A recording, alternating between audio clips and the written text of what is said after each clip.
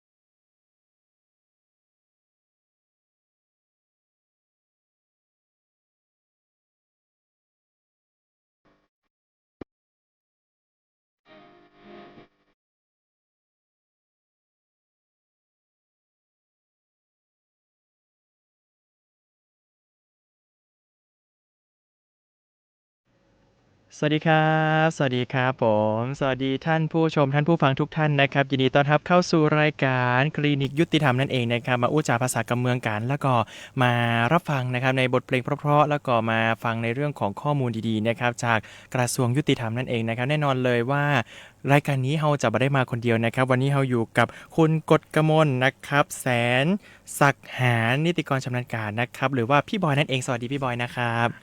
บสวัสดีนะครับลองแนะนำตัวสักครั้งนะครับกับผู้ชมท่านผู้ฟังนะครับตอนนี้ถ้าใครฟังอยู่จาก 95.75 เมกะเฮิรตซ์นะครับตอนนี้เราออนไลน์ตัวนะทุกช่องทางเลยบอกว่าจะเป็นเพจของเราแล้วก็ทาง TikTok Live นะครับสามารถมาอู้มาเอ่ยกันได้หรือว่ามาถามคำถามกันก็ได้หากมีการฟังแล้วมีข้อคำถามในเรื่องของการวางทรัพย์นั่นเองนะครับเดี๋ยวให้พี่บอยแนะนำตัวสักครั้งหนึ่งครับผมสวัสดีครับชื่อกฎกมลแสนสักหานนะครับชื่อเล่นชื่อบอยครับเป็นนิติกรชำนาญการสำนักงานบังคับคดีจังหวัดเชียงรายนะครับแสดงว่าครั้งนี้อู้เมืองได้เป็นคนที่ไหนเอ่ยครับเป็นคนเชียงรายนะครับบ้านจริงๆอยู่เชียงแสนครับอ๋อลูกหลานคนเชียงแสนนะหากใครฟังอยู่แล้วแบบว่านะอันนี้ลูกหลานคนบ้านเฮาแน่นอนใช่เลยนะครับผมวันนี้เฮาก็มาจากบังคับคดีนะครับผมแน่นอนเลยเหมือนที่น้องอั้นได้เกริ่นไว้แต่แรกว่าเฮาจะมาอู้กันในเรื่องของการวางทรัพย์นะวันนี้หลายๆคนอาจจะเริ่มงงว่าวางทรัพย์มันคืออะไรอย่างต้องวางทรัพย์เอาคำถามแรกก่อนดีกว่าว่าอะไรอย่างคือการวางทรัพย์เนี่ยครับผมการวางทรัพย์นะครับคือวิธีการชำระหนี้ตามกฎหมายที่กฎหมายสร้างขึ้นมานะครับเพราะวันหนึ่งจากว่าบางครั้งเวลาลูกหนี้จะชำระหนี้กับเจ้าหนี้แล้วทีเนี้ยมีเหตุขัดข้องจากตัวเจ้าหนี้เองทำให้ลูกหนี้บ่สามารถชำระเจ้าหนี้กับเจ้าหนี้ได้บางครั้งบัจเจวันลูกหนี้ตั้งใจผิดนัดเนาะคือลูกหนี้เปิ่นมีความตั้งใจที่ว่าจะจ่ายหนี้กับเจ้าหนี้แล้วปกสตังไว้ในมือละพร้อมและมีตังจะจ่ายแต่ว่ามีปัญหาที่ว่าจ่ายกับเจ้าหนี้บ่ได้เพราะมีเหตุขัดข้องที่เกิดจากตัวเจ้าหนี้เองอาจจะเกิดจากเหตุที่เป็นสุดวิสัยก็ตามหรืออาจจะเป็นเหตุด้วยการตั้งใจของเจ้าหนี้ก็ตามนะครับก็เลยต้องมาวางทรัพย์นั่นเองนะครับเหมือนที่เพลงที่เปิดไปตะกี้ของมั่นคือของขวัญตั้งใจเปิดก็คือว่าเผื่อจะเอาอันสร้อยทองเส้นนี้มาวางทรัพย์อู้กันอีกดีกว่าว่าตอนนี้ใครที่เป็นหนี้เป็นสินอยู่แล้วมันใกล้จะครบวันชำระเหมือนกับจะปิดยอดละหรือแม้แต่ในงวดนั้นๆตัวมันก็ครับคือต้องบอกก่อนนะครับว่าการวางทรัพย์เนี่ยมันจะทำให้ลูกหนี้หลุดพ้นจากหนี้แสดงว่ามันต้องเป็นงวดสุดท้ายหรือเป็นการปิดหนี้ไปเลยมันคือหนี้เขาต้องรู้เป็นหนี้แต่ละประเภทไปมันอาจจะเกิดหนี้จากการเช่าซื้อการขายฝากหรือเป็นการตามสัญญาเจ้าต่างๆนานาเราเนี่ยแล้วที่นี่พอถึงเวลาที่ต้องจ่ายเนี่ยเจ้ามินไม่มีเหตุที่เกิดจากเจ้าหนี้ทำให้เฮาจ่ายหนี้ก็เขาบ่ได้อย่างเช่นแบบว่าเจ้าน้องอั้นเป็นลูกหนี้พี่บอยเป็นเจ้าหนี้วันนี้น้องอั้นเป็นหนี้อยู่ 50,000 เฮาปกสตางค์มาแล้วเป็นปึ๊บเลย 50,000 บาทไอ้บอยบอกว่าพี่อยู่ต่างประเทศนะเฮาก็ว่าอีรอได้ก่อนอันสมมติว่าวันนี้ครบละเดี๋ยวรอวันผู้ผมจะปิกมาจะไปดีรอมันก่อนแม่นครับเพราะว่าอย่างนะครับผมเพราะว่าถ้าเกิดสมมติเฮาบาดจ่ายภายในกำหนดตามสัญญาเฮาจะตกเป็นผู้ผิดนัดทันทีแล้วมันจะมีเรื่องดอกเบี้ยต่างๆค่าสินไหมทดแทนที่มันจะตามมาอีกแต่ถ้าเกิดเฮาวางภายในกำหนดเนี่ยเฮาจะหลุดพ้นจากหนี้เฮาบ่ตกเป็นผู้ผิดนัดเฮาบ่ต้องรับผิดชอบในส่วนดอกเบี้ยค่าเสียหายค่าสินไหมทดแทนหรือเบี้ยปรับต่างๆที่จะเกิดขึ้นหลังจากเฮาผิดนัดแสดงว่าถ้าเมื่อไหร่ที่เกิดกรณีที่อย่างก็ตามที่เฮาไปจ่ายเอาซัดปกสตางค์ไปแล้วจะไปจ่ายเจ้าหนี้เนี่ยแล้วมันเกิดเหตุการณ์ที่เจ้าหนี้อาจจะบ่อยู่หรือเจ้าหนี้อาจจะมีในเรื่องของปัญหาว่ามันก็จะมีเจ้าหนี้บางรายเนาะที่อาจจะมีการตุกติกอีกแล้วกันเนาะเฮาจะแยกจะได้ให้เฮารอดพ้นจากตะกี้ที่อู้มาก็คือบอกว่าจะเป็นดอกเบี้ยค่าเสียหายค่าสินไหมทดแทนหรือเบี้ยปรับต่างๆซึ่งมันน่าจะหนักเนาะนั่นแหละครับผมจะรอดได้ยังไงก็คือการวางทรัพย์นั่นเองดีกว่าเหมือนตะกี้เฮาเกริ่นมานิดหน่อยแล้วว่าเหตุผลของการวางทรัพย์ก็คือเมื่อไหร่ที่ครบตามสัญญาในฐานะลูกหนี้ความรับผิดชอบของเฮาก็คือการไปชำระหนี้ให้หมดการวางทรัพย์ก็จะเกิดขึ้นเมื่อที่เราจะปิดหนี้นั้นต้องดูประเภทของหนี้ตนเหมือนที่พี่บอยบอกมีอื่นใดแหมก็ครับในการเหตุผลว่านี่อย่างต้องวางทรัพย์ครับคือในส่วนเหตุผลที่จะขอวางทรัพย์มันน่าจะเกินไปแล้วเนาะแต่มาดูที่เหตุที่จะขอวางทรัพย์ดีกว่ามีเหตุไหนพ่องที่เขาถึงจะขอวางทรัพย์ได้เหตุที่ต้องวางทรัพย์เพราะอันอย่างเขาต้องเอาทรัพย์ไปวางมันก็โอเคครับเพราะว่าการจะวางทรัพย์ได้เนี่ยมันจะมีเหตุอยู่ประมาณ3รายประการที่เขาจะต้องถ้ามันเข้าเหตุมันถึงจะเป็นการวางทรัพย์ได้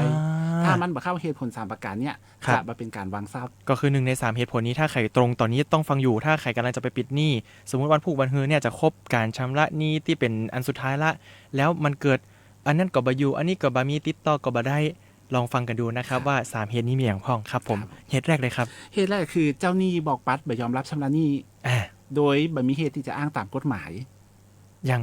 เราขอขยายความหน่อยหมายถึงว่าอย่างเช่นสมมติว่าเราทำสัญญาเช่าครับที่ดินที่บ้านเนี่ย30 ปีซึ่งการทำสัญญา30 ปีเนี่ยต้องไปจดทะเบียนกับที่ดินทีเนี้ยระหว่างนั้นผู้เช่าก็สามารถทำประโยชน์ในที่ดินแปลงนั้นจนครบ30 ปีแต่ก่อนที่จะครบ30 ปีเนี่ยผู้ให้เช่า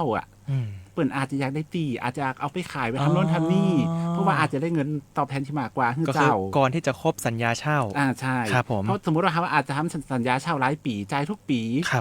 พอจะครบปีเนี่ยผู้เช่าไม่ยอมรับค่าเช่าผู้ขออภัยครับผู้ให้เช่าไม่ยอมรับค่าเช่าผู้เช่าเนี่ยคนเช่าเนี่ยเปิ่นเอาพร้อมตังค์พร้อมจะจ่ายขึ้นละสมมติน้องอั้นเจ้าตีพี่บอยอยู่ผมจ่ายให้ปีละสมมติ 30,000 สิ้นเดือนนี้เดี๋ยวผมปกสตางค์ไปละเปิ้ลว่าบ่เอานี่มันก็แม่นครับเพราะจริงๆผู้เช่าหรือผู้เช่ามีสัญญาที่จะต้องปฏิบัติผูกพันกันจนครบ30 ปีแต่นี่ผู้ให้เช่าไว้ว่า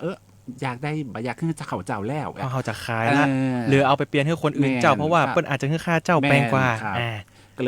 ลยปฏิเสธที่บ่ยอมรับชำระหนี้ตรงเนี้ยพอตรงนี้ปุ๊บเนี่ยมันก็คือเป็นเหตุที่เจ้าหนี้อ้างบ่ได้คือผู้ให้เช่าเนี่ยอ้างบ่ได้ตามกฎหมายว่าทำไมคุณถึงบ่ยอมรับค่าเช่าของเขาอันตรงเนี้ยผู้เช่าสามารถมาวางทรัพย์ในประเด็นนี้ได้วางชำระค่าเช่า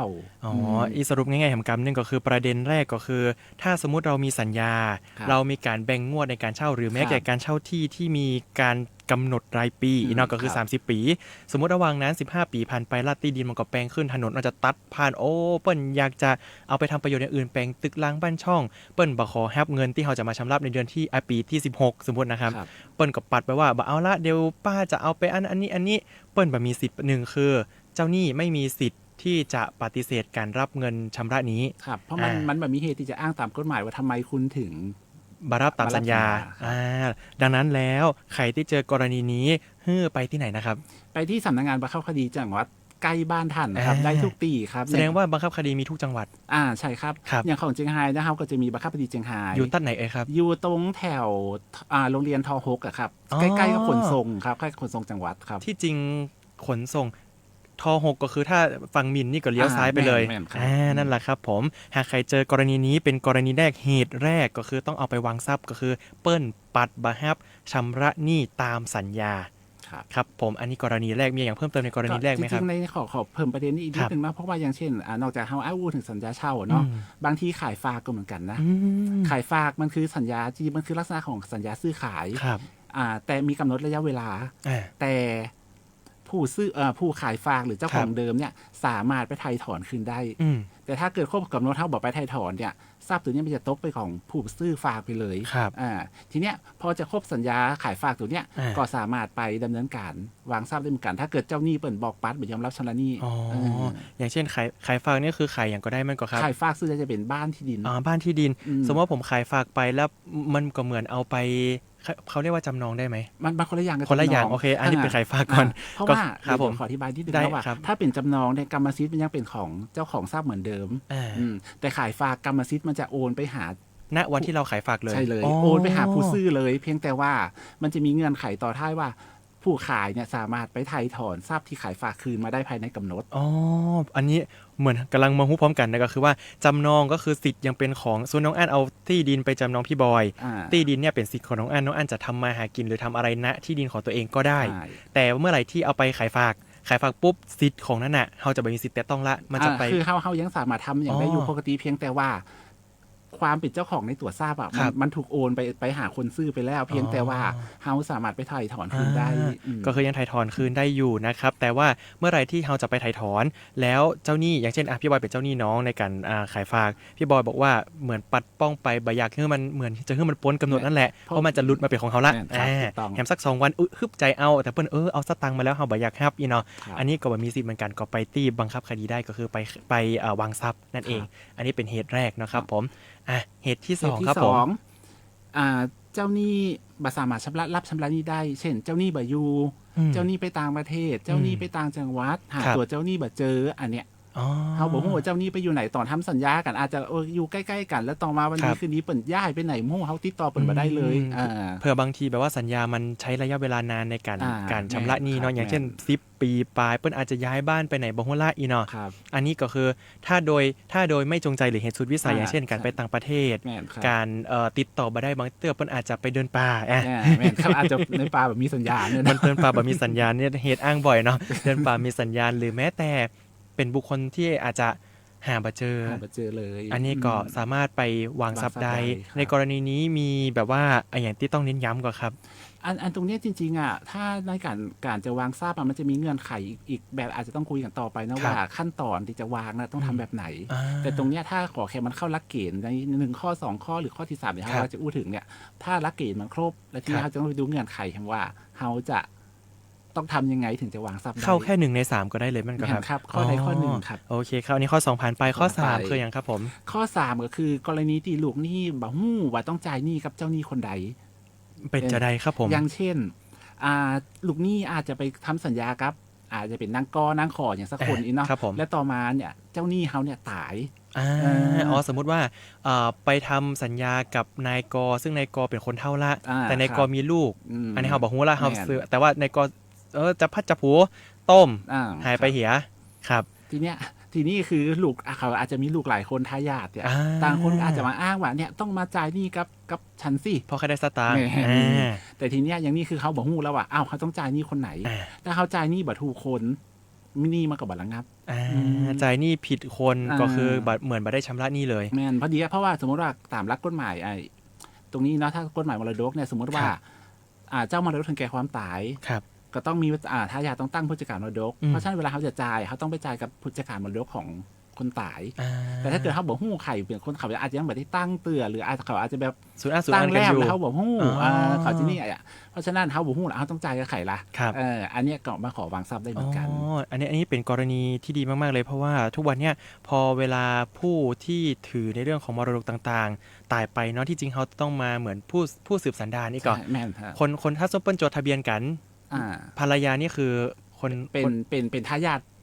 คนหนึ่งเป็นทายาทโดยทำเสมือนชั้นบุตรคือจริงๆทายาทในการรับมรดกเนี่ยมันจะมีเรียงลำดับตามประมวลกฎหมายแพ่งเลยว่าคนที่1เป็นคนที่1ก็คือผู้สืบสันดานแต่ที่ผู้สืบสันดานก็คือลูกนี่จะต้องถ้าจดทะเบียนกันต้องพ่อแม่จดทะเบียนกันเนี่ยลูกและคู่สมรสคนที่เหลือเนี่ยจะรับมรดกในชั้นเดียวกันก็คือภรรยากับลูกเนี่ยอยู่ในชั้นเดียวกันแต่ถ้าสมมติมีลูกนัก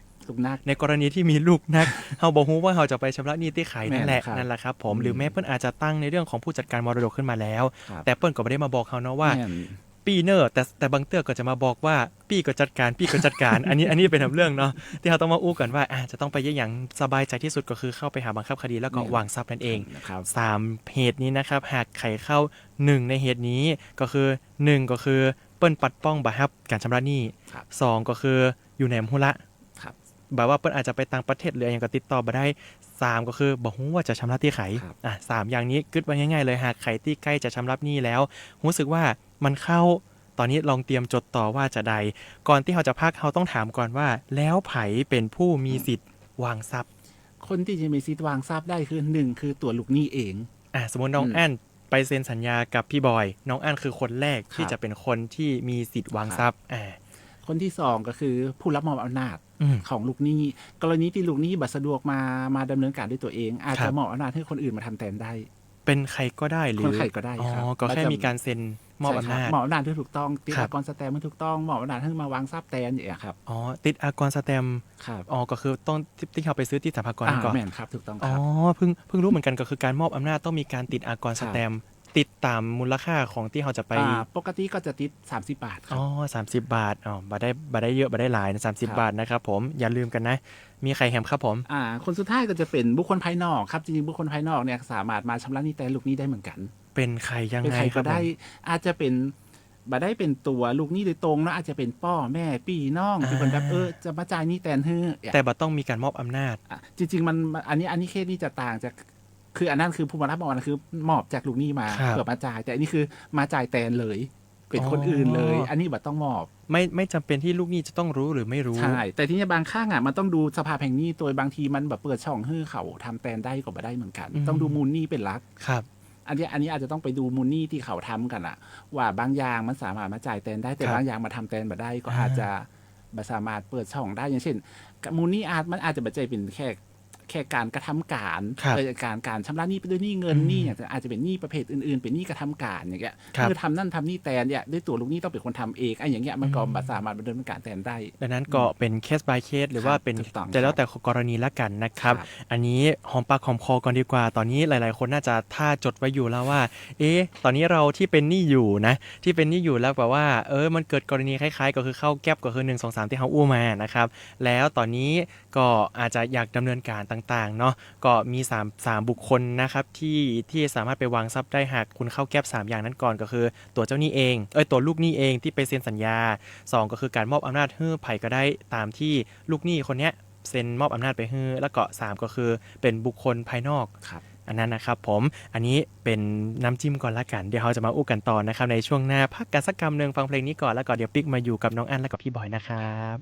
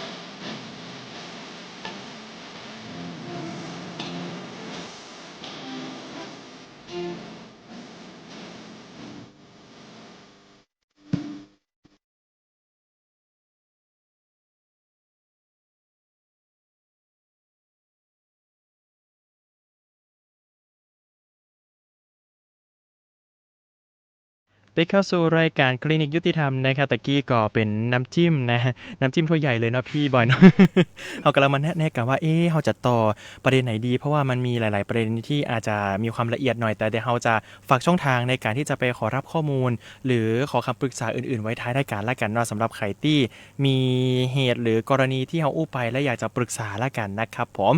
ต่อจากนั้นนะครับเราจบไปแล้วว่าเหตุที่ต้องวางทรัพย์คืออะไรแล้วก็ถ้าสมมุติว่าเป็นผู้จะไปวางทรัพย์นี่เป็นภัยได้พ้องนะครับซึ่งตอนนี้ต้องถามว่าเรามีเหตุละเรามีคนที่จะไปวางทรัพย์และต้องไปวางที่ไหนครับผม คือสำหรับการวางทรัพย์เนาะสามารถวางทรัพย์ที่สำนักงานบังคับคดีทั่วประเทศนะครับอยู่ใกล้บ้านอยู่ตึงไหนก็สามารถไปวางที่นั่นได้เลยครับอย่างเช่นเจียงไฮ้เขาก็จะมีสำนักงานบังคับคดีจังหวัดเจียงไฮ้ถ้าอยู่ตังเทิงก็ไปตีเทิงได้เลยบ้านเรามี2ที่แม่นครับเขาจะมีเจียงไฮ้สาขาเทิงครับอย่างพะเยาก็จะมีพะเยาแล้วก็มีเจียงคำแต่ละจังหวัดค่อนข้างจะมี2ที่เพราะว่าพื้นที่ดูแลน่าจะแบบเปิ้นจะเดินทางมายากเนาะคือมันจะขึ้นกับเขตอำนาจศาลตัวเพราะว่าอย่างของเทิงก็เปิ้นก็จะมีศาลจังหวัดเทิงก็จะมีบังคับคดีจังหวัดเชียงรายสาขาเทิงเนี่ยเป็นคนดูแลฝั่งต่างนั้นอยู่แสดงว่าที่ไหนมีศาลที่เป็นอำนาจศาลตรงนั้นก็จะมีบังคับคดีควบคู่อยู่แล้วใช่ครับส่วนใหญ่จะเป็นศาลจังหวัดนะครับถ้ามีศาลจังหวัดอยู่ก็จะมีบังคับคดีอยู่กู่ตัวครับครับผมดีเลยเพราะว่าพี่น้องประชาชนก็จะได้เหมือนเดินทางสะดวกเลยเนาะครับผมอันนี้ก็ไปได้ที่บังคับคดีทั่วประเทศที่คุณอยู่ใกล้ครับผมถ้าใครอยู่จังหวัดไหนก็ลองสอบถามข้อมูลดูหรือว่าที่จริงเซิร์ชอย่าง Google Map ก็ได้เนาะน่าจะเจอเลยนะครับผมดีกว่าครับผมแล้วพอเราจะไปวางทรัพย์อย่างที่วางได้พ่องส่วนใหญ่ทรัพย์ที่วางลักๆเลยก็จะเป็นเงินสดนะครับเพราะเป็นบางทีมันเป็นหนี้ตามสัญญาเช่าพ่องสัญญาขายฝากสัญญาจำนองอย่างประมาณนี้ครับก็จะเป็นวางด้วยเงินสดแต่การวางทรัพย์เนี่ยเขาต้องบอกก่อนว่าการวางทรัพย์เนี่ยต้องวางครบตามสัญญานะครับการวางทรัพย์ถึงจะสมบูรณ์เนาะบางทีอย่างสัญญาขายฝากเนี่ยในสัญญาเนี่ยเปิดระบุว่าไทยทอนสินไทยในการไทยทอนการขายฝากอาจจะระบุไว้500,000 บาท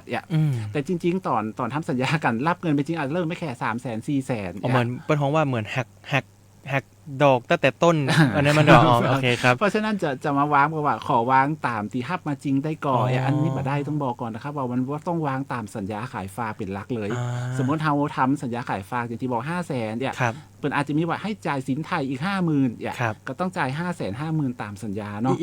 ผมมีความสงสัยแบบว่าถ้าสมมติว่าผมทำสัญญาไปแล้วสมมติว่าผมเซ็นสัญญา2 ปีโดยผ่อนเป็น2งวดแรกสมมุติ500,000เหมือนกันนะ250,000 รอบแรกผมจ่ายไปแล้วแล้วเปิ้นรับแล้วแต่ว่าไอ้250,000หลังผมจะต้องวางทรัพย์250,000หรือ500,000อันนั้นก็ต้องเอาหลักฐานการชำระหนี้ตีเฮาชำระตรงนั้นมาประกอบตัวนั้นต้องเน้นย้ำว่าใครจะชำระหนี้ต้องมีหลักฐานนะปกสตังไปคือเปิ้นบ่มแล้วเปิ้นบ่ได้เซ็นอะไรหยังหรือบ่มีหลักฐานการโอนหรือหยังก็ตามอันนี้ถือว่ายังบ่มีการแสดงหลักฐานต้องมีหลักฐานปรากฏให้เฮาตัวอย่างน้อยคืออย่างเห็นโอเคเนี่ยเจ้าหนี้ได้รับชำระหนี้ไปก้อนนึงแล้วจริงๆแต่ถ้ามาอ้างเปล่าๆลอยๆว่าชำระหนี้ไปแล้วอันนี้บ่ได้เป็นศูนย์ ก็คือถ้าสมมุติว่าใคร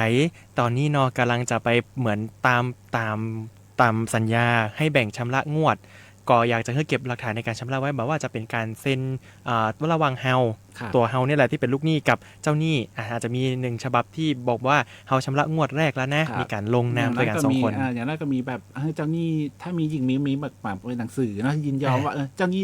ยินยอมว่าชัดเจนเลยว่าเนี่ยได้รับเงินก้อนนี้จากลูกหนี้เท่านี้บาทแล้วเหมือนเขียนก็ได้ยิ่งดีเลยครับเพราะว่าอย่างน้อยมันเอามาปรากฏเป็นหลักฐานเนาะหรือสลิปที่โอนเงินผมต้องถามอย่างนี้กลับไปว่าถ้าเป็นสลิปโอนเงินสมมติพี่บอยเป็นเจ้าหนี้ผม2 งวดเหมือนกันเลยแต่พี่บอยบอกว่าให้โอนเข้าแม่อันนี้ถือว่าเป็นหลักฐานได้ไหมมันจะยากตรงนี้เพราะว่า1คือเฮาพิสูจน์บ่ได้ว่าตัวคนที่รับโอนน่ะ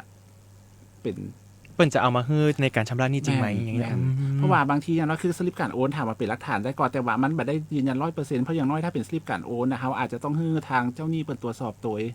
ว่าได้มีการโอนตามยอดหนี้จริงหรือเปล่าดังนั้นแล้วถ้าสมมุติว่าโอนตามสลิปอย่างเช่นน้องอั้นโอนให้พี่บอย 250,000ส่งไปใน LINE พี่บอยโอนแล้วนะพี่บอยแต่ว่าโอเคครับได้รับแล้วอันนี้ถือว่าเป็นอันนี้การตกลงกันแล้วถูกไหมครับเพราะว่าอย่างแต่ถ้าเทียบเคียงกับเวลาอย่างของการชั้นบังคับคดีติดใจทรัพย์เนาะอย่างลูกหนี้มาแถลงการชำระหนี้ภายนอกอย่างเงี้ยว่าจ่ายให้เจ้าหนี้ไปแล้วแต่อีบาทเนี่ยเฮาก็จะรับข้อมูลเหล่านี้ไว้แล้วเฮาถึงจะให้เจ้าหนี้ตรวจสอบเหมือนกันว่าจริงก็แต่เคสวางทรัพย์เนี่ยมันจะต่างกันนิดนึงตรงเนี้ยเพราะว่า มันเป็นต้องการรักการวางทรัพย์ต้องวางครบตามสัญญาเนาะแต่ฉะนั้นการถ้ามีการจ่ายหนี้ไปแล้วบางส่วนเนี่ยต้องมีหลักฐานต้องชัดเจนต้องมาเหมือนดีแคลร์กันนะครับเพราะว่าบางทีคือสมมติโอเคหลักฐานทางลูกหนี้ชัดละแต่เนี่ยเกิดทางเจ้าหนี้เปิดอาจจะบอกเอ้าไม่ได้รับโอนนะคุณโอนผิดบัญชีหรือเปล่าก็อาจจะมีการเอาสลิปมาให้ดูหรือว่าเอาสเตทเมนต์ต่างๆมาให้ดูทีนี้การวางทรัพย์นี่มันก็จะสมบูรณ์แล้วเพราะการวางทรัพย์คือจะทำให้ลูกหนี้รุดพ้นจากการชำระหนี้เนี่ยต้องจ่ายหนี้ให้ครบต้องให้จบเพราะฉะนั้นถ้าเกิดมันจ่ายแบบครบเนี่ยถือว่าวางทรัพย์บาทถูกต้องละลูกหนี้ก็บรรลุพ้นจากการเป็นผู้ผิดนัด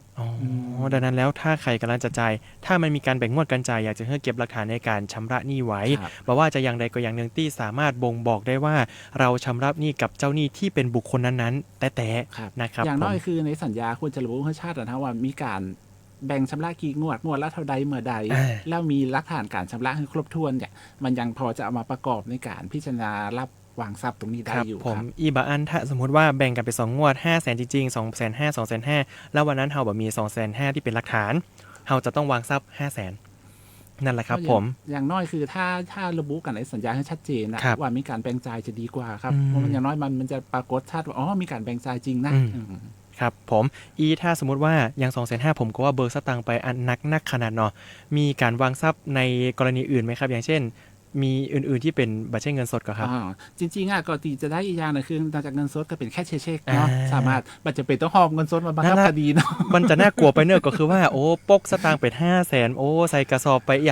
มันนักขนาดนั้นเนาะก็อาจจะคือซื้อแค่เช็คที่ธนาคารเนาะแล้วก็สั่งจ่ายสำนักงานบังคับคดีจังหวัดที่ท่านจะไปวางต้องให้ธนาคารสั่งจ่ายสำนักงานบังคับคดีสมมติจังหวัดเชียงรายหรือจังหวัดสาขาเทิงจังหวัดเชียงราย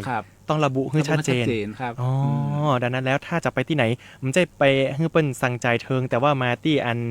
ในเมืองนี่อันก็บ่ถูกนะบ่ได้นั่นต้องออกให้ถูกด้วยนะครับอันนี้ต้องบอกกันไว้ก่อนแล้วอื่นๆนะครับในเรื่องของทรัพย์ที่จะวางมีแหมก็ครับมีครับส่วนใหญ่ทรัพย์ที่จะวางก็อาจจะเป็นรถเนาะสร้อยทองแหวนนาฬิกาอะไรแบบนี้สร้อยทองเส้นนี้ตะกี้ถ้าจะได้วางแล้วบาเดียวทองก็แปลงนะครับวางทรัพย์ได้อยู่อันเนี้ยเป็นวัตถุแห่งนี้ที่สามารถส่งมอบกันได้อันนี้เอามาวางได้ครับในกรณีผมถามอย่างนี้หมายถึงว่าหมู่ที่เป็นทรัพย์สินอย่างเช่นรถอย่างเงี้ยครับรถที่จะนำมาวางทรัพย์รถนี้ต้องถ้าสมมติผมติดไฟแนนซ์อยู่วางทรัพย์ได้ไหมจริงๆมันก็มีเคสมาขอวางทรัพย์ในกรณีติดไฟแนนซ์อยู่เหมือนกันนะแต่ว่า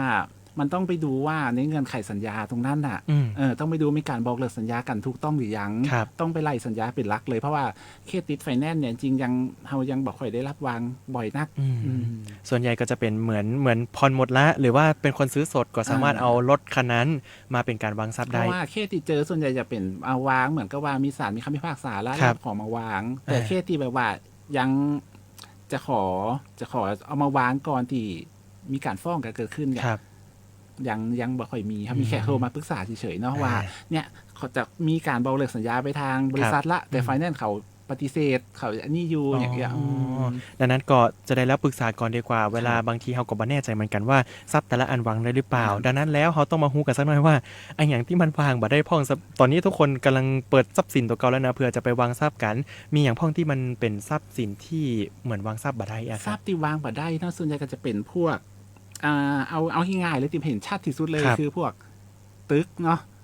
บ้านตึกโรงแรมต่างๆนานาเหล่านี้มันแบบสามารถเอามาวางได้นะบ้านก็บ่ได้วางเป็นตัวบ้านเนี่ยขอเอาบ้านมาวางทรัพย์อย่างบ่ได้เลยเพราะว่าทรัพย์มันต้องเป็นลักษณะเหมือนกันว่ามีการส่งมอบกันได้โดยง่ายแต่บ้านมันอยู่กับตีมันไม่สามารถบอกว่าขอบ้านตัวนี้มาวางทรัพย์นะยกไปเตอร์เองก็บ่ได้บ้านพร้อมที่ดินก็ไม่ได้อันนี้กำลังแปลกใจเหมือนกันว่าเผื่อแบบว่าเฮามีบ้านก็บ่ได้นะถ้ามีรถนี่ได้อยู่แต่เป็นรถที่อาจจะต้องแบบว่าปนไฟแนนซ์ละหน่อยนึงเนาะเพราะมันจะยากหรือไม่บางประเภทก็เช่นแบบของที่มันบ่สามารถเอามาวางได้อย่างเช่นมันอาจจะเสื่อมสภาพได้ง่ายอย่างเช่นว่าเอาทุเรียน1,000 โลมาขอ1 ตันอีกแล้วมาขอวางทรัพย์เนี่ยมันก็จะเน่าเสียมันก็บ่สามารถเอามาวางได้ตรงนี้นะคือเพราะว่าตอนนี้ผมเข้าใจแล้วคำว่าวางทรัพย์คือของอะไรที่นำมาวางแบบเหมือนเคลื่อนมือเฮาตรงหน้าได้เพราะว่าการวางทรัพย์คือเวลาเอามาวางไว้ที่บังคับคดีเสร็จแล้วขั้นต่อไปคือเฮาก็ต้องให้เจ้าตัวเจ้าหนี้เพิ่นมาหับเอาไปเพราะฉะนั้นเอาทุเรียนมาวางไว้เพราะเจ้าหนี้นี่คือเอามือไก่หน้าผากแล้วบัดเดี๋ยวนี้ว่า1จะเอาปิ๊กจะได้2คืออันสมมุติ เอาปิกไปปุ๊บเก็บไว้กินกับบัตันนะเนาะเพราะว่ากว่าเขาจะดำเนินการสมมติภาพวากแล้วเนี่ยตอนนี้หนังสือแจ้งเจ้าหนี้กว่าเปิ่นจะมากว่าอย่างเงี้ยเผลอๆทุเรียนเน่าไปแล้วครับบัดเหลือละอันบังคับคดีนี้สาบตึงๆนะ เอาทุเรียนมาวางกันไว้เนี่ยนะครับผมครับผมแล้วอื่นๆมีอย่างแหมครับในเรื่องของบางอันก็อีกเคสนึงคือจะเป็นทราบที่อาจจะมีราคารักษาแพงเกินไปแต่เคสที่เขาบอกเคยเจอเนาะมันจะเป็นเคสหนึ่งว่าสมมติว่าเอามาทราบอาจจะไม่ได้มีราคามากแต่การรักษาอาจจะต้องใช้ราคารักษาที่ค่อนข้างสูงการที่เอามาดูแลรักษาทรัพย์นั้นที่จริงทุเรียนนี่ก็เป็นเข้ากรณีนี้ก็ ทุเรียนก็มีกรณีที่บางคนจะต้องเอาไปแบบแช่อันนี้เป็นไปได้ว่าต้องเข้าห้องเย็นเข้าอย่างเงี้ยอันนี้ก็เป็นอีกอันนึงและแฮมต่อจากนั้นกับบันที่บอกไว้ก็คือตึกแถวโรงแรมต่างๆคอนโดมิเนียมอันนี้ก็เข้าไปได้เครื่องจักรก็บ่ได้มั้ยครับเครื่องจักรก็บ่ได้ครับหรือแม้แต่พวกน้ำมันหรือแก๊สสมมติผมเป็นเจ้าของอันน้ำมันเนาะเดี๋ยวนี้น้ำมันแปลงแต่นะเฮาจะเอามาวางซับก็คือเฮาขนรถใส่มาวางที่อันนี่เลยก็บ่ได้โอเคอันนี้เป็นเบื้องต้นนะครับในเรื่องของซับที่วางได้แล้วก็วางบ่ได้เนาะในส่วนของซับต่างๆนี้มีข้อคอนเซิร์นแหมก็ครับในการที่จะบอกพี่น้องเผื่อว่าตอนนี้เฮากำลังจะดำเนินการในเรื่องของการวางซับเนี่ยครับคือถ้าจะเป็นสมมติเป็นการวางทรัพย์เนาะอย่างช่วยเส้นว่าวางด้วยเอารถมาวางเนี่ยอันเนี้ยปกติด้วยสถานที่ของเขามันมีที่รักษาทรัพย์เนาะเพราะฉะนั้นอ่ะเขาหลายข้างเขาใช้วิธีคือลูกหนี้ที่วางน่ะเป็นคนเก็บรักษาแต่ทีเนี้ยเวลาลูกหนี้ที่เป็นคนเก็บรักษาเนี่ยต้องรักษาอย่างวินยูชนนะคือรักษาอย่างคนปกติไม่ใช่ว่าเปิดให้เขาเอามาเก็บรักษาเพื่อเอาไปจอดตากแดดตากลมไม่สนใจดูแลความเสื่อมสภาพไปได้ต้องเก็บรักษาเหมือนทรัพย์นั่นเป็นของเขาอยู่เหมือนเดิมต้องดูแลรักษาหรือจะเอาไปใจจริงๆเขาบอกให้เอาไปใจแล้วนะเขาวางทรัพย์แล้วเพราะว่าการถ้าเกิดลักเอาไปใจงานโน่นนี่นั่นแล้วเกิดรถมีปัญหาขึ้นมามันก็ถือว่าคุณมาดูแลรักษาแล้วมันจะมีปัญหาตอนเจ้าหนี้มารับทรัพย์ที่วางผมมีข้อคำถามคือสมมติว่าผมเอารถมาวางทรัพย์รถคันนั้นยังเป็นสิทธิ์ผมไหมหรือว่าพ้นจากผมไปแล้วเงี้ยครับจริงๆอันนี้ต้องไปดูเงื่อนไขเป็นเคสไปเพราะว่าจริงๆตามลักคือเฮาวางทราบปุ๊บเนี่ยเฮาลุดพ้นจากการตกเป็นผู้พินาศแล้วเฮาต้องไปดูตอนเฮาว่าเวลาเฮาจะวางนะเฮาวางด้วยเหตุอะไรอย่างวางตาม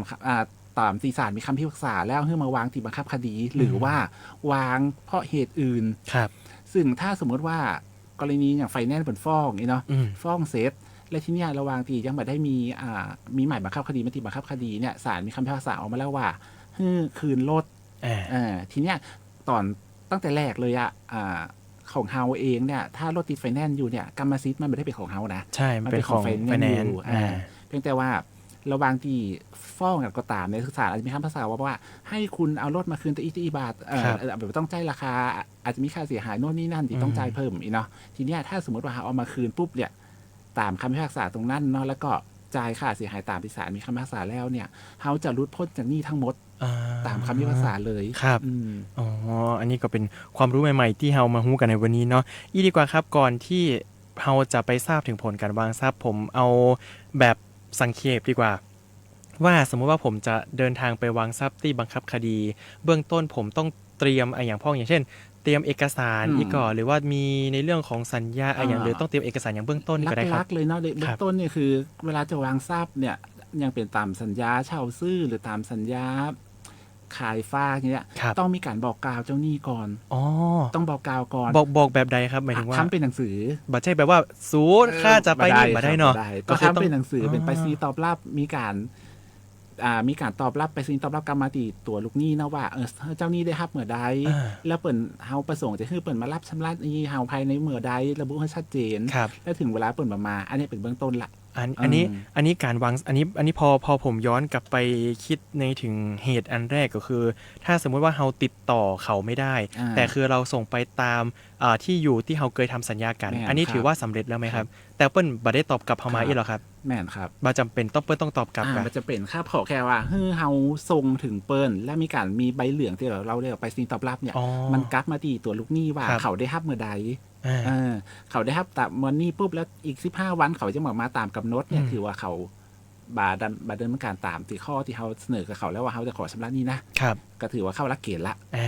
เข้าละเกณฑ์เจ้าหนี้บอกปัดไม่รับชำระหนี้ละอันนี้ก็คือเข้าละเกณฑ์ที่1แน่นครับผมเข้าข้อที่1ปุ๊บเนี่ยที่นี่สิ่งที่ตามมาคือ1เขาก็ต้องเตรียมการละ1ต้องไปถ้าเป็นลูกหนี้เป็นบุคคลธรรมดาเนาะ ก็ต้องไปคาดทะเบียนราษฎร์ที่อำเภอหรือเทศบาลของตัวเจ้าหนี้ถ้าเป็นบริษัทก็ต้องไปคาดที่พาณิชย์จังหวัดหนังสือรับรองบริษัทอาจจะเป็นรับรองห้างหุ้นส่วนหรือต่างๆนานาตรงเนี้ยเอามาประกอบแล้วก็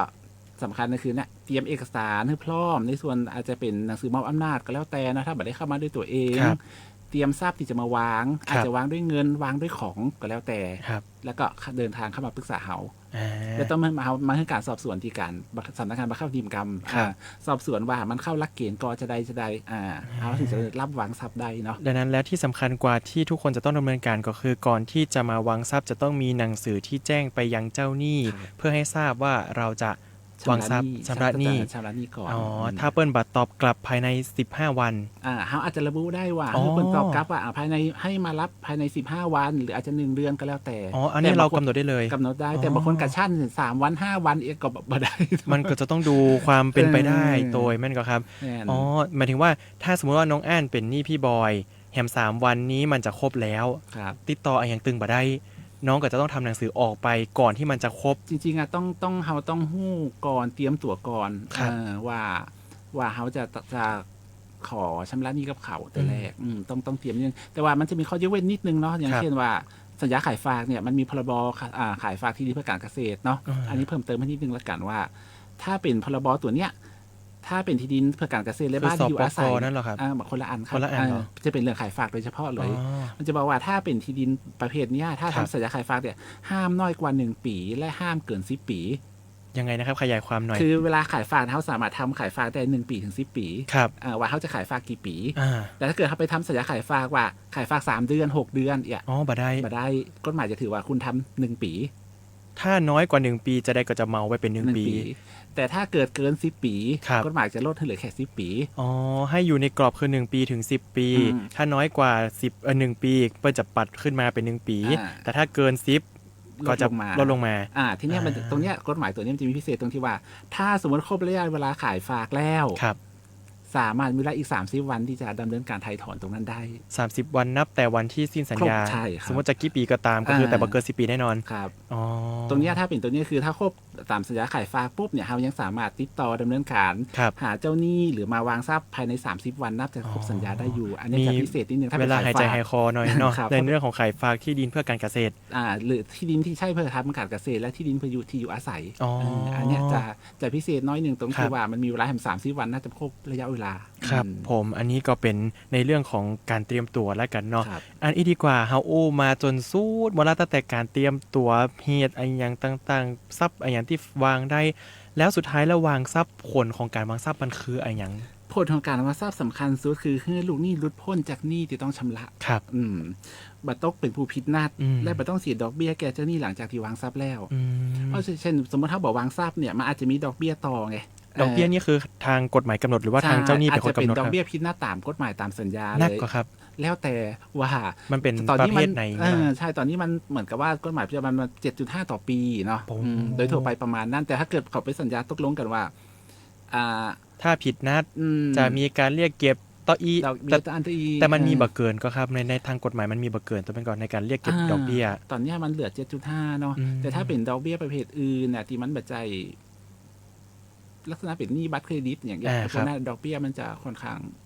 เยอะนิดนึงโหดร้ายอยู่นะก็คือถ้าใครผิดนัดนะครับกลัวที่จะผิดนัดการวางทรัพย์ก็เป็นอีกหนึ่งทางที่เอาไว้ในเรื่องของการปกป้องสิทธิ์ของคนที่เป็นลูกหนี้เนาะหรือว่าบางทีเปิ้ลที่จริงต้องบอกว่าที่จริงเจ้าหนี้บางทีก็อาจจะไม่ได้ตั้งใจในการที่จะบารับหรือผิดนัดอะไรอย่างหรอกบางทีเหมือนที่เปิ้ลบอกเนาะเหมือนน้องอั้นบอกว่าเปิ้ลอาจจะไปเดินป่านะเปิ้ลอาจจะไปอยู่ติดต่อบ่ได้เปิ้ลอาจจะไปต่างประเทศนะครับจะได้แล้วก็เป็น1ช่องทางในการที่จะทำให้ลูกหนี้และเจ้าหนี้มีหนทางตรงกลางในการที่จะมาพูดคุยหรือดำเนินการในเรื่องของทางกฎหมายเพื่อที่จะบ่ให้ผิดนัดทั้ง2ฝ่ายครับผมมีเพิ่มอีกนิดนึงนะครับแล้วเจ้าหนี้มีสิทธิ์จะรับทรัพย์ที่วางภายใน10 ปีนะครับสมมติว่าเฮามีการบอกกล่าวให้เจ้าหนี้มารับทรัพย์ที่วางเจ้าหนี้มีเวลา10 ปีที่จะมารับทรัพย์ตัวนี้แต่ถ้าเกิดแบบมาภายในกำหนดเนี่ยสิทธิ์ของเจ้าหนี้ระงับนะครับแล้วทรัพย์นั้นจะไปเป็นของใครครับก็สุดท้ายก็คงตกเป็นของแผ่นดินนะฮะเพราะว่าเรามาวางไว้อยู่ตรงกลางแล้วแต่ถ้าสมมติว่าเปิ้ลมาครับตอนนี้ก็จะเป็นทรัพย์ของแผ่นดินไปนะครับ10 ปีที่จริงก็นานมากๆ แต่ว่าจะได้แล้วที่จริงอันนี้ต้องบอกเหมือนกันว่าถ้าสมมติว่าเป็นฝั่งเจ้าหนี้อาจจะต้องในเรื่องของการบอกกล่าวลูกหลานเหมือนกันนะว่าเฮามีลูกหนี้ที่ไหนพ้องเพราะเผื่อเวลาในระยะ10 ปีมันนานบางทีสมมติว่าเกิดเปิ้นอาจจะบ่ได้อยู่ละแล้วมันบ่ได้บอกกล่าวกันไว้ว่ามีหนี้อย่างพ้องที่เฮาจะต้องมาดำเนินการกับลูกหนี้พ้องก็อาจจะมีทรัพย์ที่ยังคงค้างอยู่และอาจจะหลุดมีเยอะกว่าครับที่มันหลุดมาของบังคับคดีจริงๆมันก็มีวางทรัพย์ข้างๆมานานเหมือนกันนะแต่อาจจะยังมาถึง10 ปีแต่ก็มีแต่เฮาจะต้องติดต่อไปทางบังคับคดีก็จะมีกระบวนการในการที่จะหาเจ้าของเฮาจะมีการแจ้งให้เพิ่นแล้วก็รออย่างเดียวเลยครับเพราะว่าของเฮาตรงเนี้ยมันคือเวลาแจ้งเนี่ยมันมีค่าใช้จ่ายในการแจ้งด้วยเนาะซึ่งตอนแรกเนี่ยต้องแจ้งบอกเพิ่มเติมผมนิดนึงว่าเวลาคนมาวางทรัพย์เนี่ยจะต้องวางค่าใช้จ่ายเบื้องต้นประมาณ500 บาทแต่500 บาทเนี่ยจะได้คืนก็ต่อเมื่อผู้รับวางหรือเจ้าหนี้มารับทรัพย์ที่วางแล้วเนี่ยเขาถึงจะคืน10 ปีนะ500 บาทนี้เป็นเงินฝากระยะยาวไม่มีดอกเงินเท่าเดิมก็คือ500 บาทอันนี้เหมือนกับ10 ปีนะครับผมเขาต้องสำรองให้ลูกหนี้สำรองวางค่าใช้จ่ายไว้ก่อนเพราะมันต้องมีการส่งไปรษณีย์ส่งอย่างแจ้งเจ้าหนี้เนาะนั่นแหละครับผมอันนี้ก็คือในเรื่องของผลของการวางทรัพย์นะครับผมแล้วในเรื่องของการถอนหรือบ่ถอนเนี่ยเหมือนที่เขียนไว้อันนี้มีอันอย่างที่ต้องแบบว่าบอกกล่าวในเรื่องของทั้งลูกหนี้แล้วก็เจ้าหนี้ก็ครับคือในตัวการถอนการวางทรัพย์เนี่ยเวลาขอวางทรัพย์ลูกหนี้ต้องแสดงเจตนาให้ชัดเจนนะว่าประสงค์จะถอนการวางทรัพย์กอสมมุติถ้าบัตรได้แสดงสมมติแสดงชัดเลยว่าบัตรถอนเนี่ยถ้าวันดีคืนนี้อยากจะถอนการวางทรัพย์ตีวางกับบัตรคดีไว้เนี่ยมันจะถอนมาได้ผมถามกลับไปอย่างนี้ว่าคำว่าถอนการวางทรัพย์กับการไม่ถอนการวางทรัพย์นี่คือมันมีผลยังไงหรือเจตจำนงนี้แสดงออกเพื่ออะไรอย่างเงี้ยครับก็อย่างเช่นว่าสมมติว่าเอาเงินมาวางไว้500,000นี่นะขอวางทรัพย์500,000แล้วแถลงว่าเหมือนกับว่าไม่ได้ประสงค์ว่าไม่ถอนการวางทรัพย์นะเหมือนเขาว่ายังสามารถจะมาถอนทีหลังได้อ่ะก็วันดีคือดีอาจจะไปคุยกับเจ้าหนี้ได้ข้างนอกตกลงกันได้แล้วก็โอเคมาถอนการวางทรัพย์เห็นก็มารับเงินที่วางคืนก็คือปิ๊กมาเป็นของลูกหนี้เหมือนเดิมแล้วอาจจะไปตกลงกันลดเลขแจกแคมอย่างก็ว่าไปแต่ถ้าสมมติว่าไม่ถอนอันนี้จะถอนมาได้แล้วครับก็คือสมมติวาง500,000ถึงแม้จะตกลงกันได้เงินนั้นก็จะวางอยู่ตัวนี้แล้วก็คือเจ้าหนี้เป็นคนมามาคนมารับไปเองครับอันนี้ก็แล้วแต่การตกลงกันระหว่างเฮากับเจ้าหนี้เหมือนกันเนาะหรืออันนี้เป็นความตัดสินใจของลูกหนี้แล้วกันว่าจะถอนหรือไม่ถอนแต่ต้องแสดงณวันที่มาวางตัดสินใจให้ดีๆนะครับสำหรับไขแล้วอีดีกว่าในกรณีอื่นๆในเรื่องเหล่านี้เพราะวันมาท้ายรายการแล้ว เผื่อว่าพี่บอยมีในเรื่องของการวางทรัพย์ที่อาจจะเป็นเปิ้นฮ้องว่าเกรดแบบว่าจะเป็นในเรื่องของฝั่งลูกหนี้แล้วก็ฝั่งเจ้าหนี้ที่ควรจะทราบก่อนหรือระหว่างหลังหรือแม้แต่ระหว่างอยู่การดำเนินการเนี่ยครับมีอะไรอย่างพ้องนิดๆหน่อยๆก็ได้ครับผมหลักๆก็คือถ้าอยากจะบอกกับแจ้งกับคนที่อยากจะวางทรัพย์เนาะเบื้องต้นน่ะอยากจะให้ดำเนินการเอกสารให้เรียบร้อยถ้าบันแน่ใจตรงไหนรีบเข้ามาปรึกษาเฮาก่อนหรือมีเบอร์โทรไหมครับมีเบอร์โทรโอเคเบอร์โทรสำนักงาน เดี๋ยวเฮาฝากไว้ วันนี้เดี๋ยวเฮาฝากไว้เบอร์โทรสำนักงานนะครับหรือถ้าเอาเป็นแบบว่าถ้าใครมาที่จริงมาหาเป็นแบบเพราะว่า face to face ก็คือเป็นตัวเป็นตินเนี่ยมันก็จะได้เหมือนแนะนำกันถูกบางทีการพิมพ์มาการทักมาบางทีโทรศัพท์บางทีมันก็บ่ได้รสได้ชาติเนาะอันนี้เฮามาปักกันได้ที่บังคับคดีครับคือถ้ามีข้อสงสัยอยากจะปรึกษาเรื่องวางทรัพย์อยากให้เอาเอกสารไปปรึกษาเขาเลยก็ได้ครับเตรียมเอกสารไปให้พร้อมเลยเช่นมีสัญญาโน่นนี่นั่นต่างๆเขามาให้เขาดูเขาจะได้พิจารณาได้ง่ายกว่าบางทีเขาปรึกษาทางโทรศัพท์เนี่ยเขาไปเห็นแล้วว่าสัญญาที่เปิ้นอู้ถึงอ้างถึงมันคืออะไรอย่างและซัมเตอร์อีพ่ออีแม่ก็จะงงคำศัพท์ที่อันเฮากำลังจะใช้กันอยู่เนาะก็ฮู้ว่าแค่เป็นหนี้บ่ได้เฮาเป็นหนี้เฮาจะวางทรัพย์โอ้หนี้อันหยังก็บ่ฮู้ประเภทไหนเข้าข้อไหนก็บ่ฮู้อีดีกว่าถ้าสมมุติว่าคุณพ่อคุณแม่ที่ฟังอยู่นะครับใครที่อยากจะมารับคำปรึกษาในเรื่องของการวางทรัพย์1ก็คือสัญญาในการทำระหว่างลูกหนี้กับเจ้าหนี้2ถ้ามีการชำระแล้วหลักฐานการชำระหนี้ระหว่างงวดนั้นๆปกมาโดยถ้าบัตรใช่ตัวเก่าให้มอบอำนาจมาหรือเป็นคนอื่นถ้ามีความประสงค์อยากจะจ่ายหนี้ให้คนอื่นนั่นแหละก็เข้ามาแต่ว่าต้องมีเอกสารเหล่านี้อื่นๆมีแหมก็คำในเรื่องของเอกสารสำคัญสุดคือที่เขาต้องการคืออยากเห็นสัญญาก่อนนั่นแหละว่าที่เปิ้นจะขอวางทรัพย์กันน่ะมันเป็นต้นสายปลายเหตุแม่นขอดูสัญญาเป็นหลักเลยมันวางได้หรือวางบ่ได้มันเข้าหลักเกณฑ์กส่วนเรื่องจะดำเนินการวางต่อไปเนี่ยเดี๋ยวเขาจะมี คำแนะนำให้อยู่แล้วว่าต้องไปเตรียมอย่างมาพ่องทำจะใดแล้วมาเมื่อใดจะใดแล้วก็เข้ามาหาเฮาเนาะได้เลยครับยังไงปรึกษาสำนักงานบังคับคดีจังหวัดเชียงรายครับยินดีมากๆเลยเพราะว่าถึงแม้จะชื่อว่าบังคับคดีชื่อน่ากลัวไปหน่อยนะแต่ว่าใจดีแน่นอนเพราะว่าแต่ละพี่ๆแต่ละคนที่มาจากบังคับคดีก็จะมีมันไม่ได้แค่การบังคับเพื่อคนต้องทำอะไรตามชื่อนะบังคับคดีแต่เปิ้ลกำลังมาช่วยเหลือเราทั้งหนึ่งก็คือให้คำปรึกษาในเรื่องของกฎหมายแน่นอนเลยว่ากฎหมายบางคนรู้สึกว่ามันยาก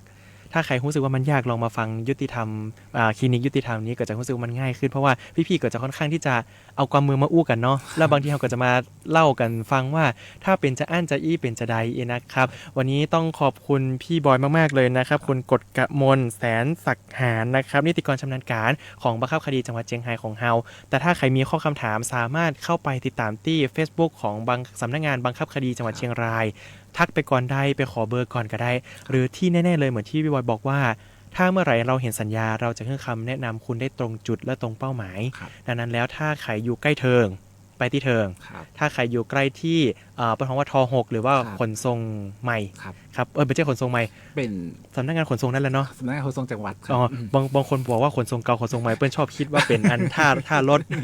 ดังนั้นแล้วคือขนส่งที่ไปทำใบขับขี่นั่นแหละครับอยู่ใกล้ๆฮั่นเกาะไปหาพี่บอยได้บอกเลยว่ามาหาคุณกฎกมลพี่บอยพร้อมที่จะให้คำแนะนำกับทุกเคสนะครับผมวันนี้ขอบคุณพี่บอยมากนะครับขอบคุณท่านนะครับแล้ววันนี้ต้องลาท่านผู้ชมท่านผู้ฟังไปก่อนนะครับเพลงที่ขอกันเข้ามานะครับวันนี้ได้ฟังแน่นอนเลยเนาะสายเปรย์สายใจเพลงนี้ลารายการไปเลยละกันวันนี้สวัสดีครับ